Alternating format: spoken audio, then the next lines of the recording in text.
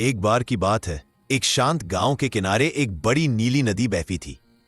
उस नदी के पास रहता था एक केवट नाम का मछुआरा, राजू।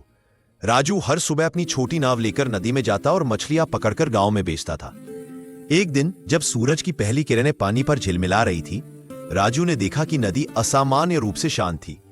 उसने जाल फेंका, लेकिन आज कोई मछली उसमें नहीं फंसी। वह हैरान हुआ, क्योंकि यह पहली बार था जब नदी ने उसे कुछ नहीं दिया था। राजू ने नाव किनारे लगाई और पानी में झांका। तभी उसे एक आवाज सुनाई दी, राजू हमें मत पकड़ो। राजू चौंक गया, यह आवाज नदी से आ रही थी। पानी के भीतर रंग बिरंगी मछलियां चमक रही थी। एक बड़ी मछली ऊपर आई और बोली, नदी बीमार है, अगर तुम हर दिन उससे मछलियां निकालते रहोगे तो वो सूख जाएगी। राजू का दिल पसीज गया। वह बोला, पर मैं तो इसी से अपना घर चलाता हूं, मैं क्या करूं? मछलियों ने कहा, हम सब मिलकर नदी को बचा सकते हैं, बस कुछ दिन मछलियां मत पकड़ो, नदी को आराम दो। राजू ने उनकी बात मान ली। कई दिनों तक उसने मछलियां नहीं पकड़ी, बस नाव में बैठकर नदी की टूटे जाल और कचरा हटाता रहा।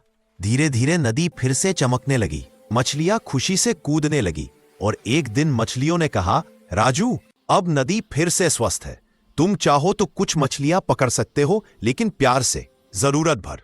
राजू मुस्कुराया और बोला, अब मैं तुमसे सिर्फ उतना ही लूंगा जितना जरूरी है, नदी मेरी मां जैसी है। उस दिन से राजू हर सुबह नदी से बातें करता और नदी अपनी लहरों से जवाब देती। धन्यवाद राजू।